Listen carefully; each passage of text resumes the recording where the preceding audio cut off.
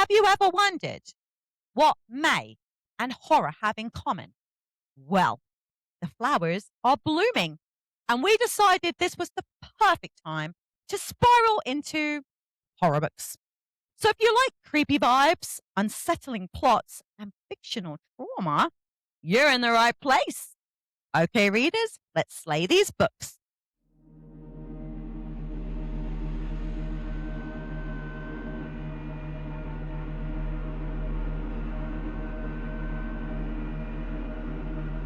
Welcome back to Bookslayers, where we put dark fiction books on trial and break down whether they committed crimes against their readers or if they get a full acquittal. We are moving into our horror era. Let's see what books worked, which ones absolutely did not, and which one had one of us sleeping with the lights on. I'm not joking. How was your reading week? I don't think I've read a proper horror book. I'm not even that into, or when I was younger, I definitely wasn't into horror films. So this was a bit like I'm testing the waters a little bit, but I've actually quite enjoyed my reading week. I also had a bit of a funny thing that happened to me during my reading week to do with my broken TV. It's a bit long. Well, not long, but I won't tell the story on this, but I thought I'll tell you later and we'll stick it on Patreon in the free bit. So our Patreon links in our description. So if you want just a silly, funny story that happened to me this week, we'll chuck that for free on Patreon. You can have a look. But yeah, no, reading wise, it was really, I was quite like happy with how much I enjoyed the horror vibe. Oh, Are you normally a horror reader? Like, do you? I know you're quite eclectic with your book genres, but is that one of your? Well, Mom always had like Anne Rice and Stephen King books hanging around the house. So I've always liked, because Mum always said, don't touch those. So you immediately wanted to. Well, that was a stupid thing to say. Stacey, don't do that. Oh, okay, I won't. Bye. I've got a lot of Stephen King. I do quite enjoy horror, but I go through like phases. And when you were like, let's do a horror month, and I'm like, okay. And I'm actually like, yeah, okay. Yeah, okay. What did you read then? Okay. I'll start with So Thirsty by Rachel Harrison. Now I picked this one because we have like the dark comedy thing. That's like something that we quite enjoy together. And this one was like dark comedy with contemporary horror, but it was like paranormal fiction. So I'm like, it's a nice one to ease myself back in with, as I had quite a heavy month of all kinds of weird books last month. But the book, okay, so it's like a version, modern telling of like vampires, but she uses vampires instead of like being blood-sucking fiends. They kind of explore female sexual desires. Oh, yeah, it was. That doesn't sound like it's for me. it's not. They don't go into like. It's not smutty. It's just that they use it as a way of like women empowerment, opposed to they just go and like rip people's throats out and drink blood, which was different. It wasn't bad. It was different. But it had like, I don't know if you've ever heard of anyone call it like campy horror. I've heard this term, but yeah, I don't. It means it's like funny. It's like funny horror. Yeah. So it's hard to take it seriously. But I love that word campy. It was brilliant. And they're like toxic best friends. And I don't know, it was different. Like they had the whole found family trope because they found their coven. And I was like, okay. It took me a little bit to get into it, but the storytelling was really good. I quite enjoyed the storytelling. The characters were relatable, even though one of them was really fucking annoying. Now, I thought the dialogue was really clever, and I did enjoy it, but that ending was pure and utter bullshit. Okay? Oh. It was like, you know, when you're like running and you've got that adrenaline push, and all of a sudden you just go, oh, I don't want to walk anymore. And you get that like letdown feeling. That's what this book was. Yeah. Oh, no. Oh, my God. Yeah, so I wasn't pleased about that. And they didn't really tell us a lot about where the vampires came from or any of their story. And that I felt like that was a missed opportunity. They kept everything kind of surface level. Like they didn't delve deep enough for me. And the pacing was crap. I did the audiobook, and I think if I had read it, I probably would have stopped reading it. Like it was Yeah, I had predicted it was gonna be 4.5 stabbies because I quite like the author, and I only Mm. gave it 3.75, and I thought I was being fairly generous. It sounds generous given what you've just said. But for the most part, if someone says, "Did you enjoy it though?" Like with the vibes there, yeah, the vibes were there. And I think that's really where I was at. But there was just some things that could have just made it so much better. And it felt like the author was just like, whatever, I'm just going to throw this shit out there. But I think she was going for more the comedic value of the horror opposed to actually really delving into a really complex story, which I guess was fine, but that's not what I was hoping for. No. Look at my I face. I know, you just look really pissed off, like, that was not the one. Well, I guess if you know what, if I went in with low expectations, I probably would have said 3.75 and actually was, yeah, but no, because I was expecting better. Yeah. Don't displease me, people.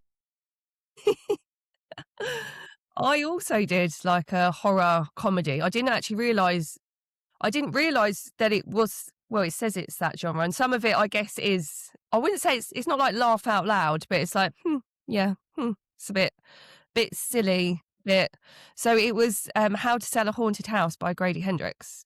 You read this one? But It was good. I did enjoy it. It did have some what the fuck moments, like seriously. So when some things started happening, I was like, am I actually, because I listened to it as well. I was like, am I hearing this right? What on earth? So just for anyone who hasn't read it, we've got the main character is called Louise. She lives away from her family. Her parents have just passed away, like both at the same time.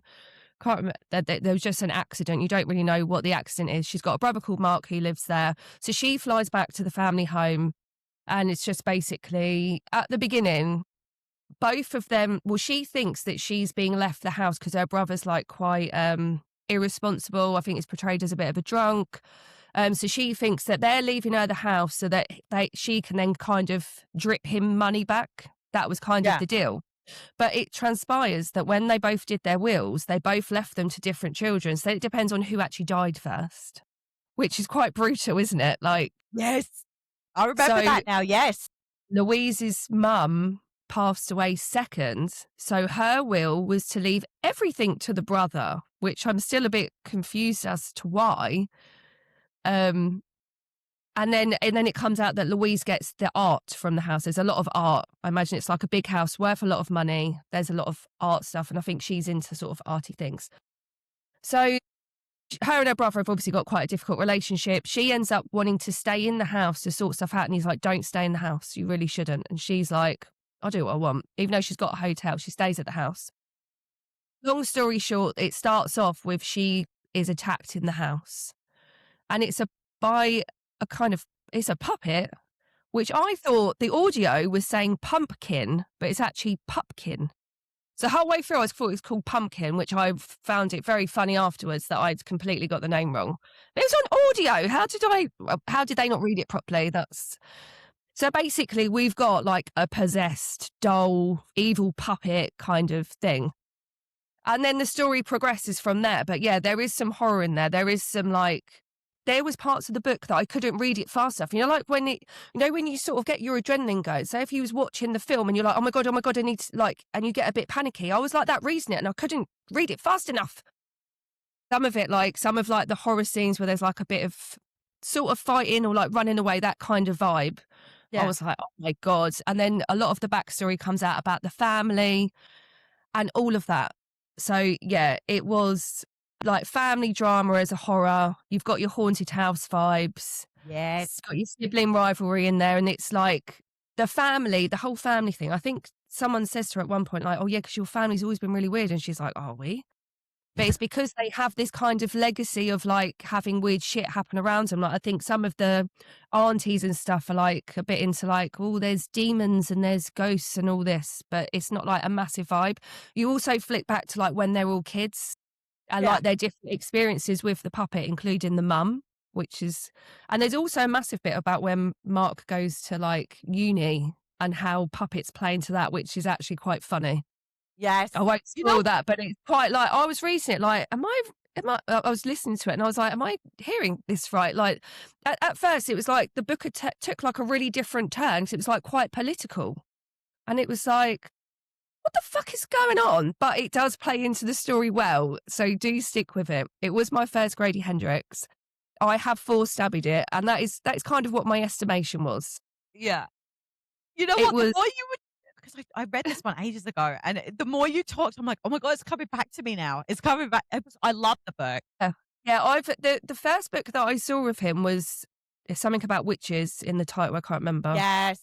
No, and that's something that I wanted to read, but as we was doing, well, this just come up, I think, maybe with me and you in conversation, but yeah, I would 100% recommend reading that book. It was good. It did have the horror vibes, but not too much that you'd be like, Yeah. I think it's because you have got that element of comedy in there as well, which, like I said, it's not always laugh out loud funny. It's more like amusing. Yeah. Like, you know what I mean? You need to read Horror Store. I own a copy of it just because it looks like an IKEA catalog. I'm not joking. And it was my first introduction to Grady Hendrix. And it was so fucking good that I binged any book I could get hold of. Well, yeah, I'd definitely read more Grady's. Excellent. 100. Okay. My next book I picked because I wanted to watch the movie on Netflix. And I'm like, I have the book. I should read the book. Well, that was what, 2019, I think I got the book. And I'm like, it's time. Well, yeah, I fucking think so. It's been a while. It's time. So I did Bird Box by Josh Malerman. That's the movie with Sandra Bullock. I mean, have you seen it? I haven't heard of The Box. Bird Box. Oh, Bird Box. Yes, I have watched that film a long time ago, but yeah, I have watched the film. Yeah, well, I was waiting to read the book. It's sitting right there. And I look at it and I go, oh, yeah, I should grab you. Yeah, I haven't. I can And I was already like, feel the suspense coming. Yeah. So it's one of those like post-apocalyptic horror thrillers. So it had like some really sexy vibes in there. And I'm like, okay, I'm ready for this. Now, I'm not a massive fan of cosmic horror because I don't like unexplained shit. I don't. I'm watching the TV show From right now. I know they're not going to explain fuck all, but I can't stop watching it. Anyway. I've got a quick question. Cosmic horror? I've never heard of this. Okay, so cosmic horror is basically where there's an unknown entity, like there's danger, but you never know what it is, why it's there, or Okay. it's like the unknown. What did I call it? It's like unforeseen forces, but it's never explained. They don't give you any explanation. And what explanations you get are theories that they are coming up with that keep getting like puffed out. Like they were like, oh, animals can't be, like in the book, they're like, animals can't be affected. Well, that was a lie.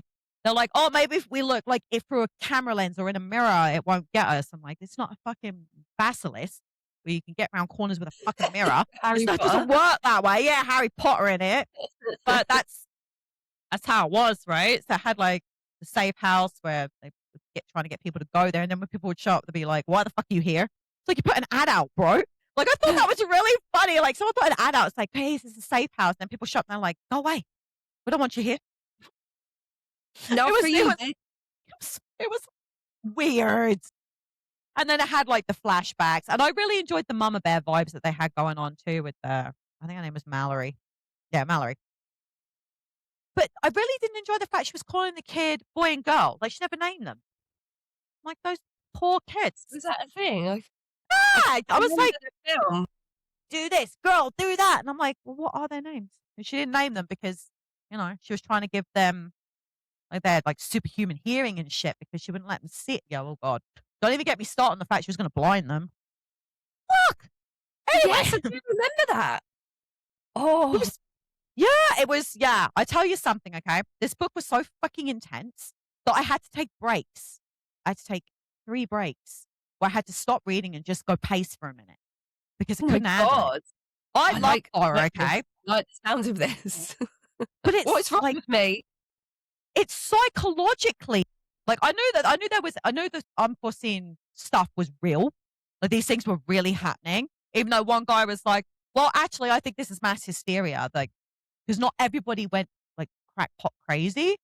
But it's like, all the nutty people didn't go crazy because they're already fucking nuts. And I'm like, I didn't know where to fucking look. Like, I didn't. And I was like, should I shut my eyes? No. Didn't help. It helped. It was really edgy. I really liked that. The writing was really, really good. That's one thing I really enjoyed because this was a debut novel. This was his debut Oh, novel. Yes.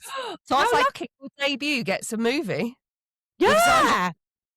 or not And it, lucky, how amazing that that's an achievement. That's so well, cool. it was clever. Like it was really clever. Now I've done the book because I can't even say I did it all in one sitting 'cause I had to take breaks, but I mean, I literally took breaks to like get out of my own head because it was starting to freak me out a little bit. I was getting claustrophobic. I went and opened the front door. Like, just give myself like, I'm like, it's okay. We're not stuck here. Like, I'm not joking, okay? My fucking heart was racing and Mike come up behind me and touched my shoulder and I literally ducked like this on the floor. He's like, are you okay? I'm like, Known yeah. entity has appeared. Fuck my life. But it was the psychological like damage that it was hard. But It again, sounds good. yeah, but the ending sucked. They I'm went through trying to all this remember. hell just for her to turn up at this blind place. I don't know. But he wrote another book. There was another book. He called it Mallory. So I don't know if he was like trying not to cliffhanger it because he knew there was another book coming. And I don't know. I was waiting for this like big crescendo of like, oh my God, I'm gonna cry because I'm so scared to. So is there a second?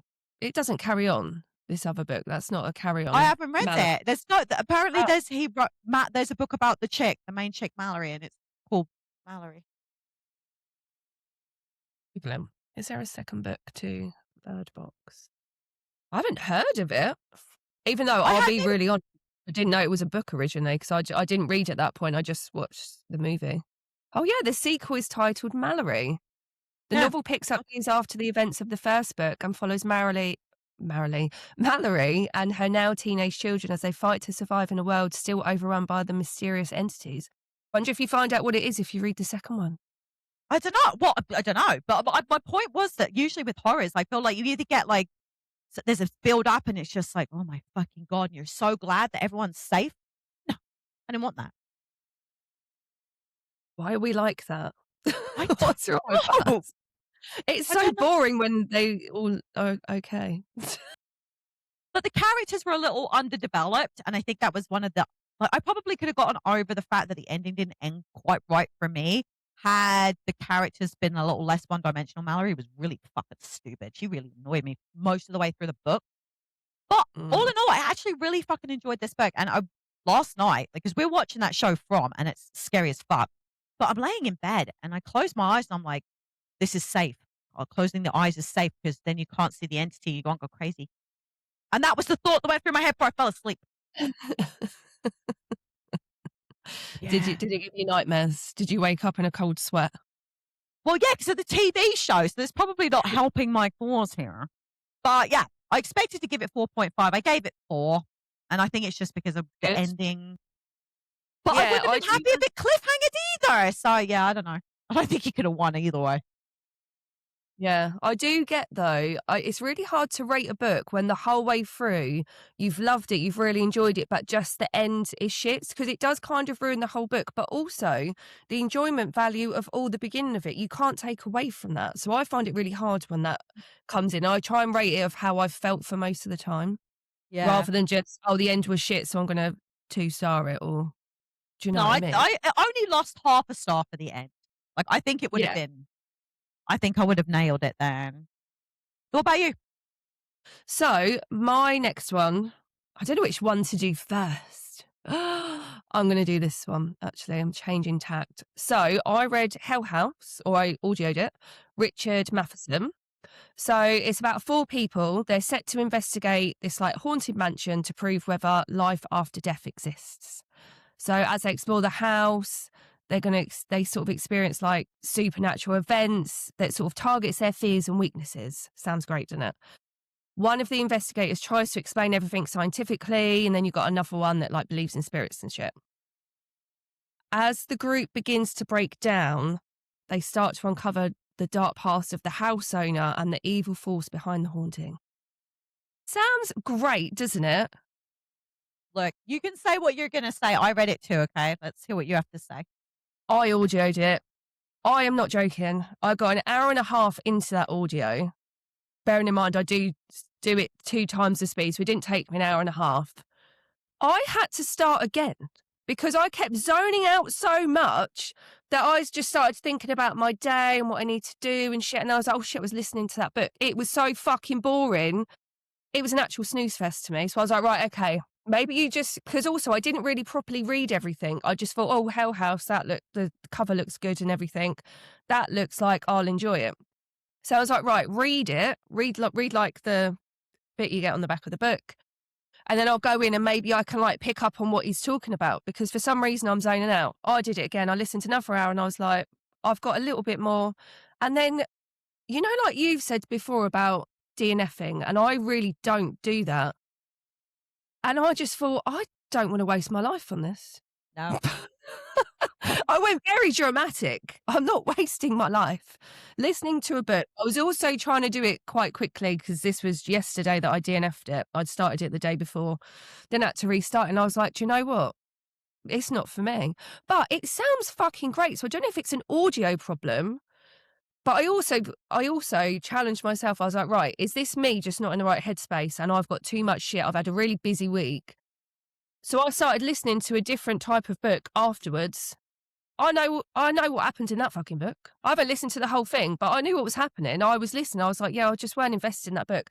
It didn't grip me. I don't think it's the narrator's voice either. I don't, you know, like some people are just like you zone out, even though I don't even know what I was going to say there. I was going to sort of try and explain what his voice sounds like, but I can't find the words. But I don't think that that's what bored me. I think maybe it was better if I read it, but I didn't. So I DNF'd. So it's going to have to be a one stabby just because I didn't finish it. You didn't finish it. I did did. read it. I tried to get the audiobooks. It would have been quicker. And my library didn't have it. And I already owned a paperback copy. So I read it. Now, I did enjoy this, okay? Because I usually don't like the ambiguity of endings, as you fucking know. But this one was like a big fuck you. Like, I'm telling you, it was fuck you ambiguity. And I was like, I can get on board with this. This is brilliant. Now, I didn't much care for the fact that they had a really creepy sexual backstory. Like, I know you didn't get far enough in to really know what I'm talking about here, but yeah, yikes. Yikes on a fucking bike. It was graphic. If you had got any further in, you probably would have DNF'd it for, oh my fucking God. Like, it was graphic. I did go on Goodreads after because I was like, is this just a me thing? Are people saying it about the audio? Like, should I go back? And one of them was like, DNF'd at 41%, too many sexually violent scenes against women. And I was like, I probably wouldn't have enjoyed it then, actually. No. And you know what? Believe it or not, it was pretty much the only thing I didn't enjoy was those parts. This is something I was trying to explain to somebody yesterday because they were talking about it in my horror group. And she was like, oh my God, it's so misogynistic and blah, blah, blah. Yeah, it is. It was written in the fucking 70s, love. Like, what the fuck did you think was going on back there? And now you're going to punish an author for writing a book 50 years ago based on how it was then? Like, no, you have to. Yeah, I've read comments similar and I was like, I didn't know what year it was, but I was like, clearly it's an old book. You have to look into it and be like, okay, that explains it. So that sort of wouldn't have put me off. I did find one other Goodreads comment though, which I found a little bit funny, not laugh out loud funny, even though I don't know, you might find it funny. And it just says, Probably. the haunting of Hill House's stupid younger cousin. You know what? Somebody else said that it was like a poor man's house on Hill. You know what I mean? The haunting of Hill House. Jesus fuck. I just said that. Yeah, it's a shame. And I do think sometimes with audiobooks, you do wonder if I'd read it, but I would never go back and read that now. But no, you do you know what?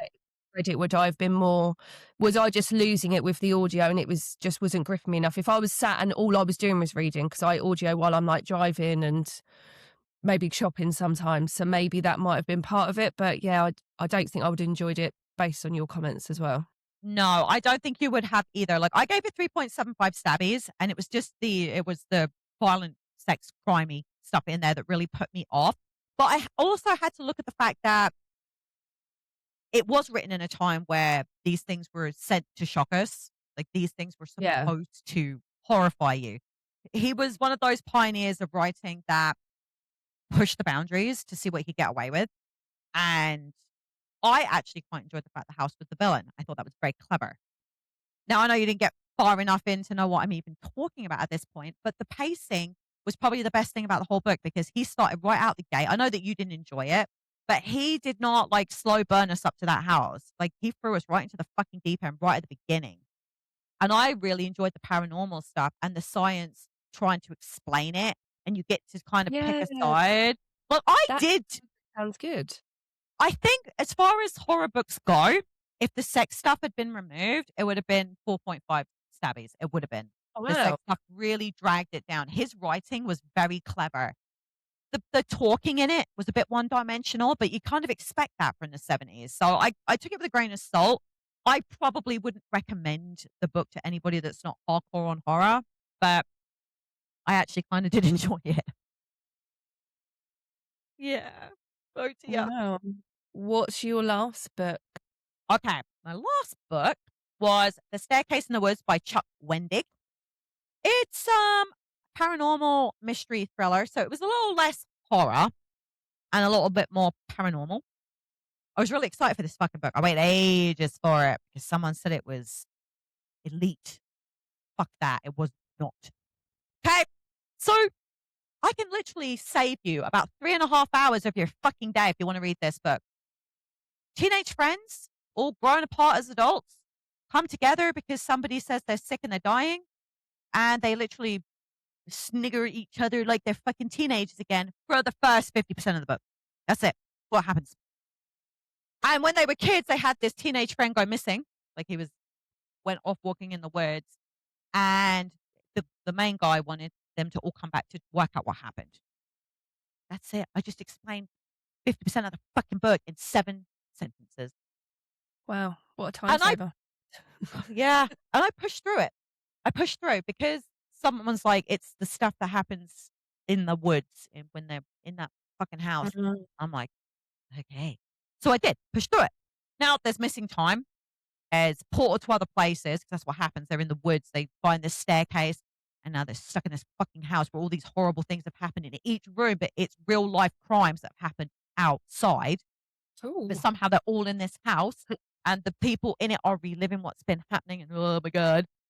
Childhood trauma, which I don't really enjoy much of. Psychological horror, which I did enjoy. Body horror, I don't think that trope really worked because there wasn't enough of it to really say that. And every single person in that fucking book was bullshit. Bullshit. Now, the stuff that happened in the house was absolutely terrifying. Terrifying. Like every fucking new room, I'm like, what horror is next? How much worse is this going to get? And yeah, got fucking worse. Every fucking room was worse. And I'm like, Was it, like, graphic? Was it, like, just no, scary? not okay. So when you talk about psychological horror, you don't think like, well, there's some entrails slipping down the wall. No, it's she could feel someone watching her at the back of her neck, and she turns around and she catches something out the corner of her eye, and there's a smell. It's like it describes it. So it's psychologically impacting you as a person, even though there's not really anything going on. You can feel it, and I felt like I was in the fucking book in the last 50%. The first 50%, I came close to like just saying, "Fuck it, I'm done. I've had enough of this shit. I don't care." The chick that's like, "Man, you don't like me because I'm fucking trans and I'm pansexual." And blah, blah, blah, blah, blah. And she spent like a whole car ride, like literally berating this guy that she doesn't know anymore. She doesn't know him. And he's like, Oh. "No, I was like, I hope you die first. I hope you die first." But if you want to read it, start in the middle. Okay. When they climb up those fucking stairs, that's but So believe just it cut or out not, the first 50%. yeah, I would because you don't. I told you everything you need to know in 7 sentences. The bitchy friend group from when they were kids, So what did you rate it? Have you said? 2.5. Ooh, that's really low for you. Yeah. So I Really? honestly, and I don't know if it's because I just couldn't get over the fact that the first part of it just seemed so stupid. Like he just was like, "Oh, I want to make this into a full size novel. I'm going to add a bunch of shit on the front." Yeah. That's what Tried it to make felt like. build up, they didn't build up. It felt like he had a novella, and it should have started up the stairs, and that book would have been elite. But I can't. No, I don't know. And I think it's because they gave me all these characters, and he made sure I hated every single fucking one of them. And I'm like, I hope you die in that room. You're annoying. Fucking hope you die in that room. I'm like, you're still alive. Fuck you. Die. I don't know. I no. I just I don't recommend it. Sorry. Wow. Sorry, Chuck. Ugh, that was a waste of your life, wasn't it? See? Does it feel so dramatic now, does it? Waste of your life. So, my last one, I did actually enjoy this one. So, I read this one. This is Whispers in the Dark by Alison Gunn. So, psychological horror. We follow Rachel as she's lives in this sort of small, like religious, like Appalachian town. She's the police chief. I can't remember if they've just moved from somewhere, but they're not from there. You know, like small towns, they kind of look after it. Like they're new, not new right now, but they didn't originally live there. Her other half, Finn, he's like a writer, but he's also has been an alcoholic. But we find out quite quickly that they've got 3 children, but they lost their son when he had a car accident and he'd been drinking and he drove. Car went over into water. The son's gone. Never found him. So quite, if it like for kids stuff, it can be a bit triggering. Not because it's like really graphic or anything, but just like if that stuff gets to your heartstrings, maybe not for you. But anyway, so that's the sort of lead up to the story. Then it starts off with Rachel investigating, like a man's been found in the woods and he's kind of not hung, but he's kind of up in the trees, sort of maybe a bit Jesus style, like he's a bit stuck onto the trees. So she starts investigating that. And then soon after that, a couple of kids start disappearing in this small town. So people start knowing. Then some things start happening with her other 2 girls. It was, again, very gripping, very can't read it fast enough in some places. We obviously, they live near sort of some woods. And as the story builds, you start to learn things about the woods. And it's a bit sort of folklore-y. It's a bit sort of that vibe. There's also like, are things really happening? Are they not really happening? Like one of for their oldest daughter, Charlie, she kind of goes out with her friends and she shouldn't have been out of the house. When she comes back, she's just like been sick everywhere. Her dad thinks that she's done drugs or something. He's now sober and he's like, what have you taken? Like, just tell me what you've done. And he's like, has to sort of almost like get her sort of washed in bed. And then she seems okay. But then she starts acting really, really fucking strange. And it's like normal, but it's not her personality. It's that sort of thing. So it's all a bit like, is this real? Is this not real? Don't really get it. It's a bit like creepy kids vibe. Lots of trauma in there because obviously this couple, she obviously blames him, but they stayed together for the other 2 kids. Yeah, I did have that. You know, you've said to me before, is the door locked? I was in bed reading it one night because I do read before I go to sleep. And I was laying there and I can't remember what bit it was. And in my head, I went, did I lock the door? Am I sure? Did I lock the front door and the back door? Did I check? And I was like, I can't even get up to check. I was like, yeah, I'm not getting out of my bed now. So yeah, it was really creepy.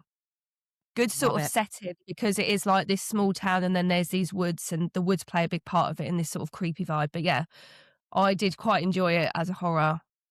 4 stabbies. Oh, it was good. I liked it. The ending, when it was getting near the end, I was like, how are they going to do this? Are they going to go? It's literally 2 totally different directions you could go, and I think she picked the right one.